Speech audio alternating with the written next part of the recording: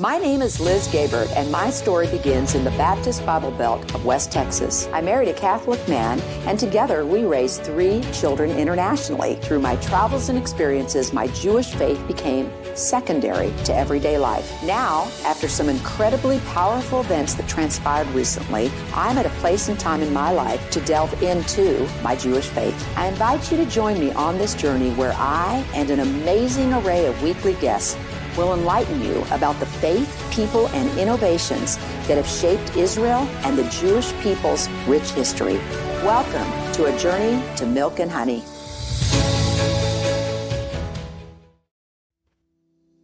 Hi there, and welcome to A Journey to Milk and Honey. Thank y'all for joining me today.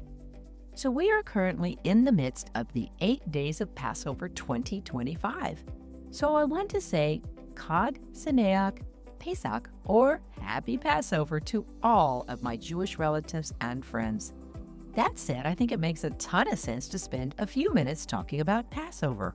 Not about the Passover story per se, as I honestly have found that most folks do have some general knowledge about the story, even if they, like me, picked up a lot of it from the oldie but goodie 1956 movie starring Charlton Heston entitled The 10 Commandments. So for fun, I thought we might take a closer look at the movie, The 10 Commandments, and chat with a friend of mine whose name is Rabbi Jonathan Hausman, who will help us generally analyze how this iconic film aligns with, or not, the historical biblical narrative in bringing the Exodus story to life. But beyond the movie magic, we'll also take a look at the heart of Passover itself. A story of freedom and liberation that has inspired not only generations of Jewish people, but also one of the most influential leaders in American history, Dr. Martin Luther King Jr. And to wrap it up, Rabbi Hausman will share some of his most cherished Passover memories from his childhood and beyond. So, without further ado, let me introduce y'all to my friend, Rabbi John, as I call him. Rabbi John is the current head dog rabbi at the conservative synagogue Ahavath Torah congregation in Stoughton, Massachusetts. Rabbi John is also a really smart guy too, as he earned a BA in Religion and Judaic Studies and an MA in Middle Eastern and Jewish Studies from George Washington University. He received a JD from Emory University and received his Shmeka, or Rabbinic Ordination, from Tiferet Israel Rabbinical Yeshiva. He was a fellow at Kollel Lamdai Torah, and he has been on boards galore, too many to mention here. So with that said, hold tight, and I'll be right back with Rabbi Jonathan Hausman. If you want to connect with us, we're on all major social media platforms at JMH Podcast. And you can find us on YouTube at JMH Podcast or A Journey to Milk and Honey. You can also find us online at ajourneytomilkandhoney.com or jmhpodcast.com. Oh, and if you enjoy what we do here at A Journey to Milk and Honey, you can help support us by liking, subscribing, or leaving us reviews wherever you listen to podcasts. Thank you for joining me.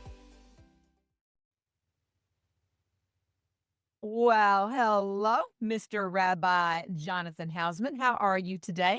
I'm doing well, Liz. How are you? I am great. I am so happy to see you again. It's been quite some time, actually. Yeah, well, time flies when you're not having fun. What can Yeah, you know what? And I'm sure it's not all not having fun, but thank you for jumping in with me. I appreciate it a bunch. It's my pleasure. Anytime. Yeah. So today we're going to jump into Passover, and we're going to go beyond, I hope, what little I have known for most of my life until more recently, which was Charlton Heston's 10 Commandments movie. Well, So I got to ask you something first before we jump in. Is Hollywood's movie even remotely accurate?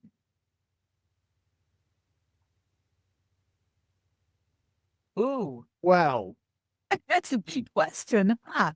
listen, the big answer is yes, because the Bnei Yisrael, the children of Israel, exited Egypt. Okay. And the big answer is yes, because there are 10 plagues that follow the order that we have them in the Torah.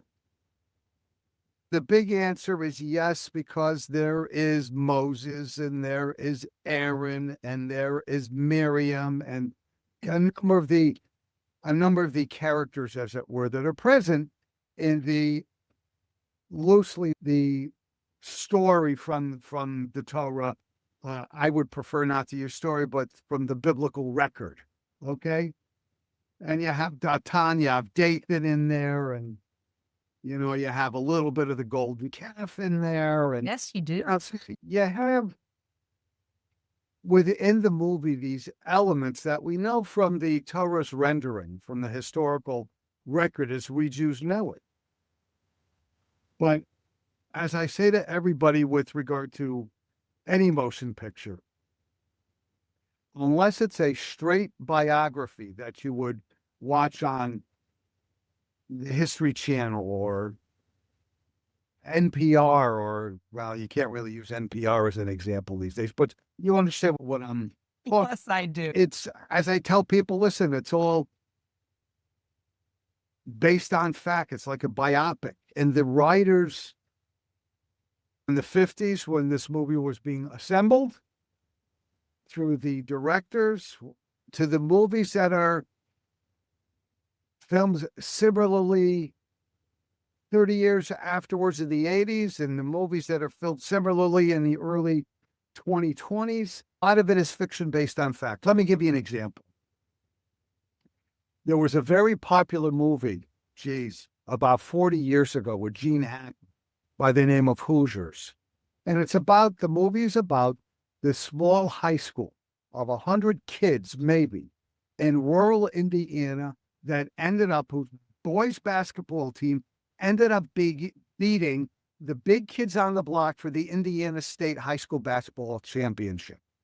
So that actual event took place.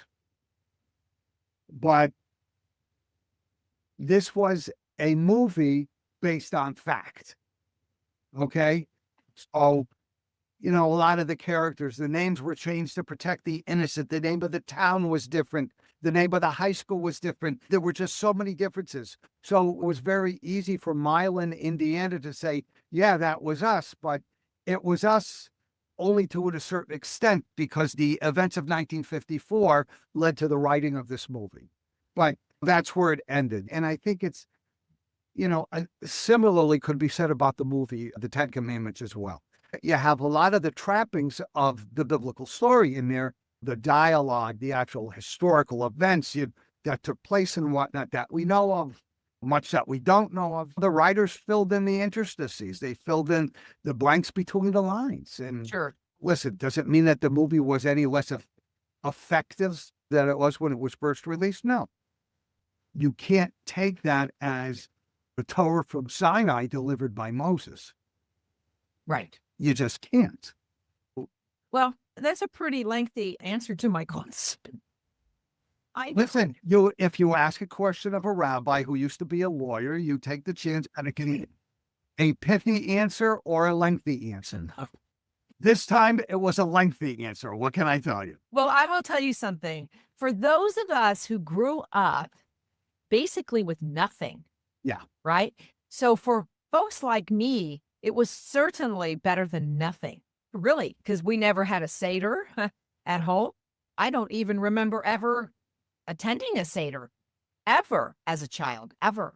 So I was just asking. Oh, well, listen, you deal with the resources that you have. Sure. And let's face it. When we were kids, though I'm a bit older than you, but when we were kids, you didn't have Amazon. You didn't have the internet.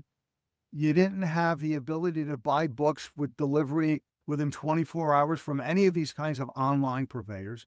You didn't have My Jewish Learning. You didn't have Safari. You didn't have any of those, Chabad.org. We didn't have any of these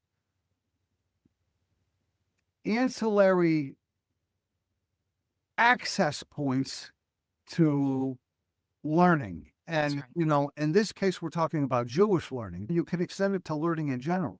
Sure. That's right. The internet opens up, used properly and used wisely, has this ability to open up the world as a textbook, right at your fingertips, right at the screen in front of you. An amazing We thing. didn't have that. So, you grow up in West Texas, okay, fine. But let's face it, if you were in Abilene, Texas, okay, back in the 60s and 70s, Huh?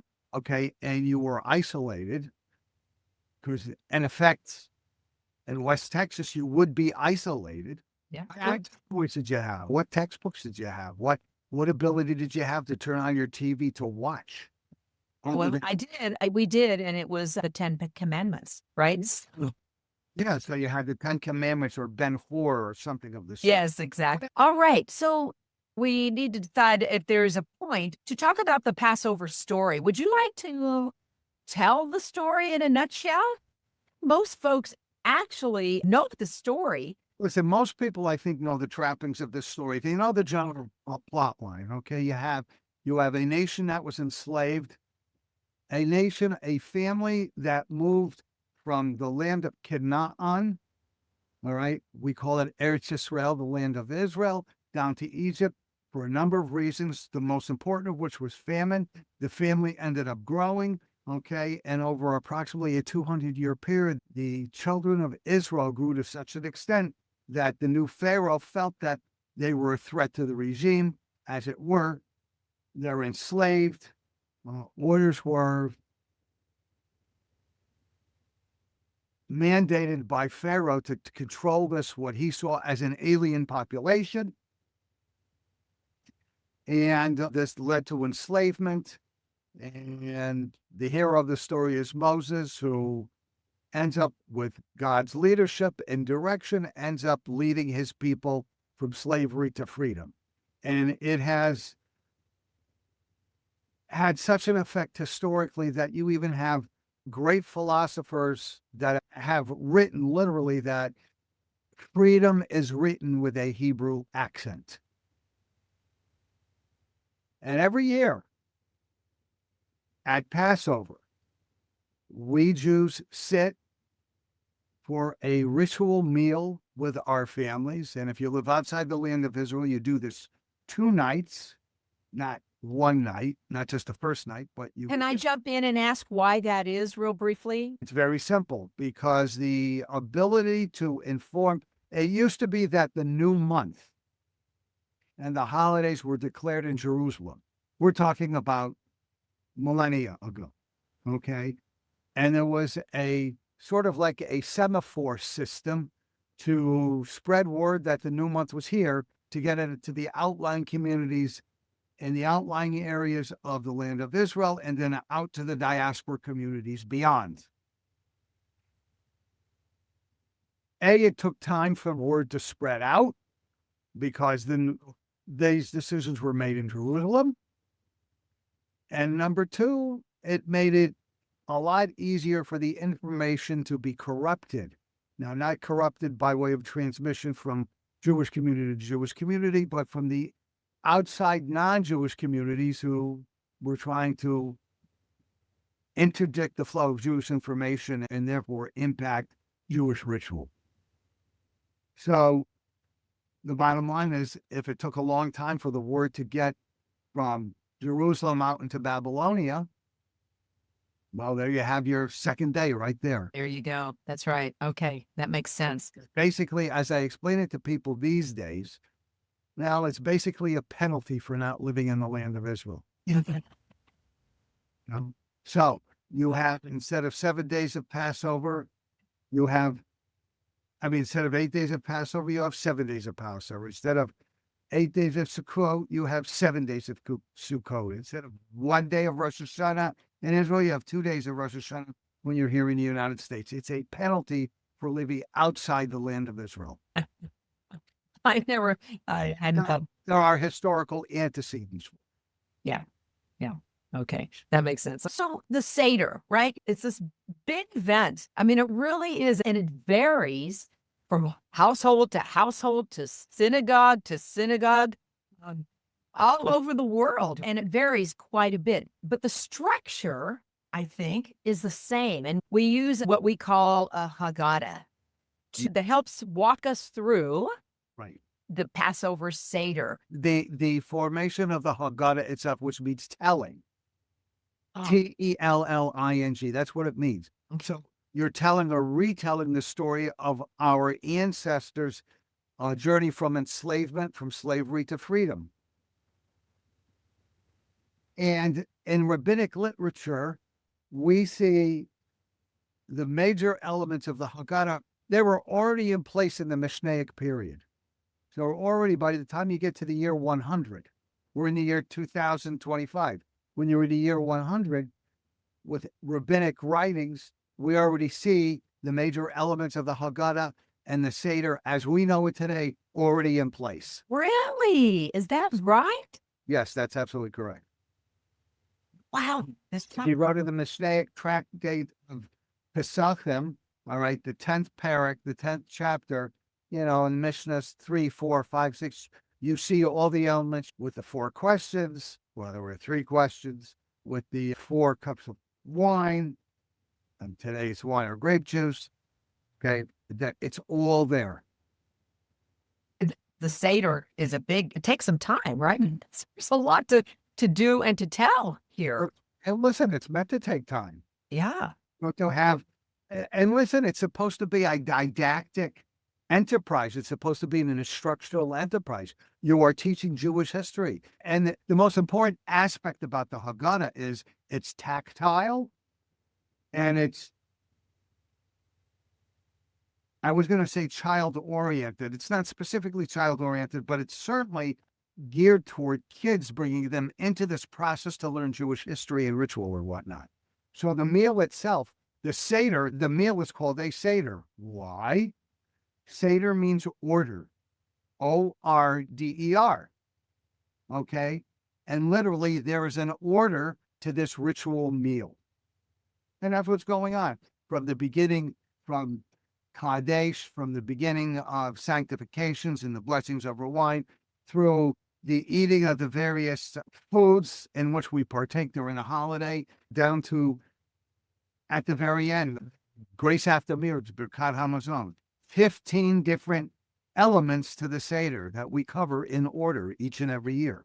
And if you live outside the land of Israel, you do it 2 nights in a row. First night and second night. And those 15 elements, and that order of them is the same everywhere. Is that correct? In every Haggadah, is that true or no? Yeah. That news for you. A Seder can take 4 or 5 hours. Used to be when I was growing up, that's what we had at the house. Okay? To be honest with everybody, I'm not sitting at a Seder table for 4 hours. So whether you use something like we use in my house, something called the family Haggadah, Yes. or whether you use something more traditional, you can have all 15 elements no matter what. And they are in the same order, correct? That's very cool, by the way. I think that's very neat. Why do we continue this tradition and have done this for thousands of years? Because people would ask you, oh my goodness, this is just an old story, right? Why continue? And what is the real meaning? Because it's not an old story. It's a story that repeats itself throughout history. And repeats itself throughout Jewish history, but more specifically. I don't want people to think that I don't care about what happens in the greater world. But my concern is first and foremost the Jewish people. So, and it's a didactic tool. It's one of these tools that used to teach younger generations the powerful historical moments in our nation's history. And that is why we do this year after year. I mean, listen, it's one reason. Look, you don't know what your future is if you don't know what your past is. It's as simple as that. So Passover Seder comes along and it helps to cure some of that. Our kids still need dynamic Jewish educations, but, the Seder is an attempt to plug a couple of holes, as it were. And I want you to understand, so seminal was this piece of biblical history that a Martin Luther King Jr. did not use Jesus as his paradigm to lead American blacks from discrimination to freedom. His paradigm was Moses. His paradigm was the Passover story. And we have to be smart enough to realize that a lot of Jewish history, because of how effective it has been time and time again for the Jewish experience, can end up affecting a segment of the non-Jewish population as well. And Martin Luther King Jr.'s personal development, that's exactly what happened. I didn't know that. So, wow. He didn't use Jesus. He didn't use any of the apostles. He didn't use any of them. His mantle for leadership was Moses. And Moses leading the Jewish nation from slavery to freedom. That's the paradigm. That's the example that Martin Luther King Jr. used. Wow, that is super powerful. So, okay. Well, as we wrap this up, I have a question for you. Are you ready? No. Yes, you are. Now it's on a lighter note. So, you grew up in a Jewish household. Can you share with us a memorable or meaningful moment from your past relative to your Seders that you experienced, or moment that stands out to you? I have to tell you, I remember watching my grandmother, may she rest in peace, make gefilte fish for Passover. Oh, my. Now, first of all, you have to understand, if you watch somebody make gefilte fish, you'll never eat it in your life. It's absolutely disgusting to watch it being made. Okay? And that was, listen, I'm old enough to remember where you didn't have 20 different kinds of gefilte fish being sold in Shaw's and Stop and Shop and Big Y and, whatever supermarket chains are out there. It just didn't happen. Observing Passover today, I'm telling you, my fondest memory and my clearest memory is how observing Passover became a real family-oriented experience, because these kosher for Passover items that we take for granted today just didn't exist. My grandmother making gefilte fish, my mother making special kosher for Passover rolls, okay? And all of this kind of stuff. Notwithstanding the limited diet, because, the diet is somewhat limited. But that's really fun. That is really fun. I'm going to have to share a video with you about a little girl who had her first experience tasting gefilte fish, and I'll leave it there because you have got to see this. When I was a kid, I have to tell you, for years, my grandparents would have my uncles and my mother. My mother was the youngest of four. She had three older brothers. Everybody used to go over to my grandmother's for Passover. We'd have a huge, huge family Seder that my grandfather would run. It was great. And by the way, the Haggadahs we used were the old Maxwell House coffee Haggadahs. At Passover time, Maxwell House at the time was one of the only coffee companies or coffee brands that made coffee that was kosher for Passover. And you used to be able to buy these, and it would come along with Passover Haggadahs. Oh my gosh, that is so cool. Do you have one in your possession anywhere? I may have one up there. I'd have to take a look. I'll tell you, I remember my father sitting with, we used to sit with 3 or 4 different Haggadahs on the tables, comparing back and forth, a commentary back and forth, and things of that sort. Such great memories, huh? Yeah, listen, everybody of that generation has gone down that. Yeah. Yeah. That's Great really memories and, bittersweet too. sure. Sure. Absolutely. I'll tell you, my favorite Passover story, and I'll leave you with this one. My daughter was born first Seder. My daughter is a Passover baby. Oh, was born on a first Seder? Yeah, she was born on Passover Eve, the Okay. first night of Passover. Okay, in 1995. And I remember it was a difficult delivery. My wife before she fell asleep, I said, do you mind if I go up to the house and catch a little bit of the Seder? So I went over to my Rosh Hashiva's house. He was right near the hospital. It was easy to walk over there. I spent time there. And then I went over to my mother's house. And my niece at the time was all 9 years old. So I walked in and, Uncle John, what are you doing here? I said, well, I came to tell you that you have a cousin. I do? What did I said? Yes, you have a cousin, and his name is Jacqueline. So, I bet she let out the scream because she had a female cousin, not a male cousin. So never forget that. Oh, that's so great. My mother said, you really like to torture the kids. And I said, of course I do. I like to torture everybody. That's what it is to be a rabbi. You can torture them without any consequence. Now, that is a great story for us to wrap up on. That is awesome. You're beaming. You are just beaming right now. No, that's the liquor. Only kidding. I don't drink. That is just wonderful. And thank you for spending the time with us today. This has just been such a pleasure catching up with you as well. And so how do we wish each other a happy Passover in Hebrew? In Hebrew, there are a couple of ways to do it, but Chag Kasher Sameach, which means a happy kosher holiday. Okay, make it simpler. What's a simpler one for me? Chag Sameach. Chag Sameach. Well, Chag Sameach to you. Thank you. And you too, and to your family as well. Thank you. Thank you. I appreciate this so much. We will be back in touch very soon. Sounds good. All right.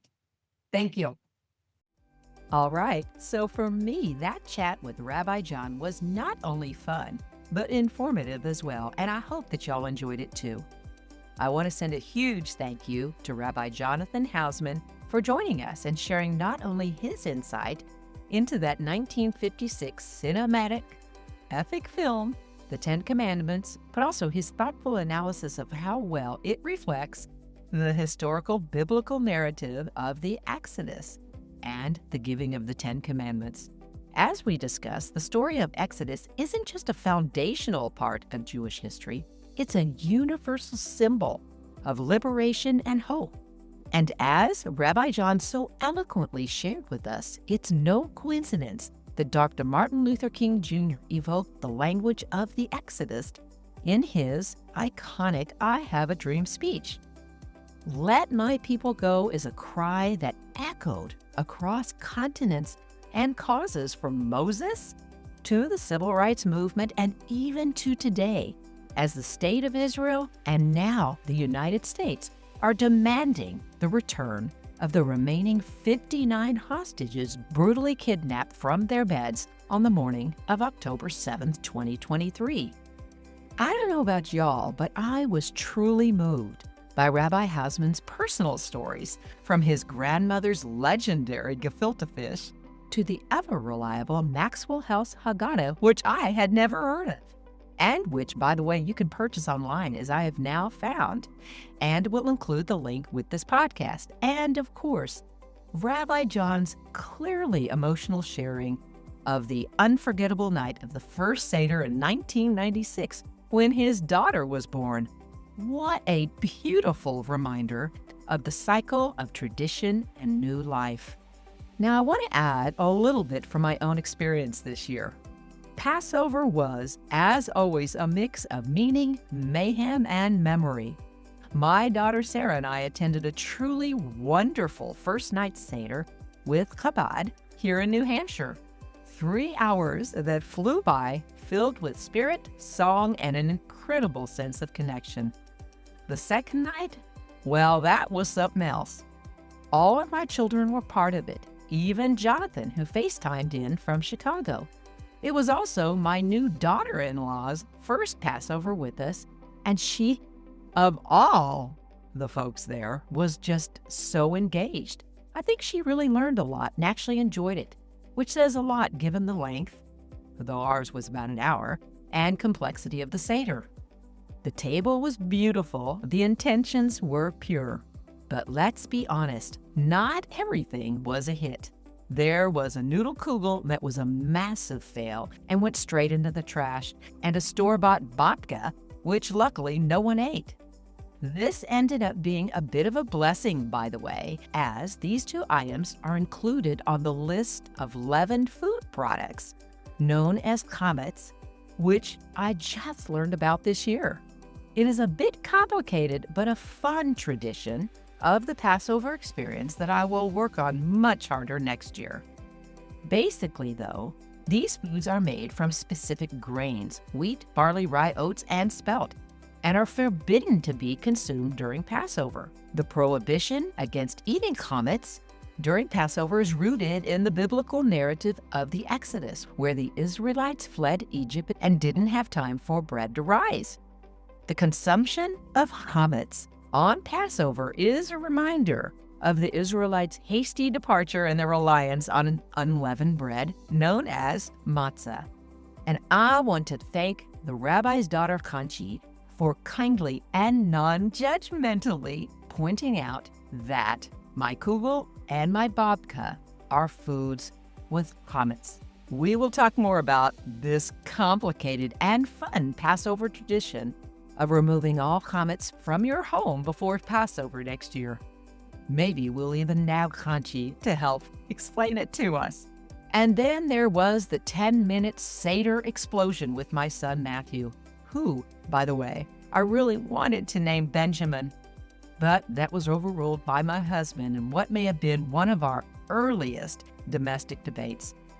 Anyway, during the Seder, I drew a comparison between the plight of the Israelite slaves and the hostages, who have now been held for 1 year, 6 months, 1 week, and 1 day in the underground prison tunnels of Gaza. Matthew, my son, wasn't having it, and let's just say it was a very passionate exchange. But in true Passover fashion, even that moment became part of the story, our story, and it made this year's Seder one we'll never forget.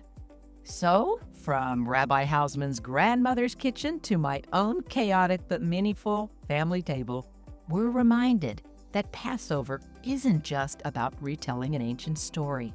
It's about living it, passing it down, and making it our own. Wishing you all a season of freedom, memory, and connection, wherever and however you celebrate.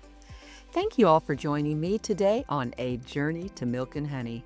Before you go, don't forget that you can stay connected with us on social media, as we're on all major platforms at JMH Podcast, and we would love to hear from you. You can also find us on YouTube at JMH Podcast or A Journey to Milk and Honey. And don't forget to like, subscribe, and turn on your notifications, as it really helps out our channel. And wherever you listen to your podcast, make sure to follow us there to stay updated on new episodes and to keep your journey going.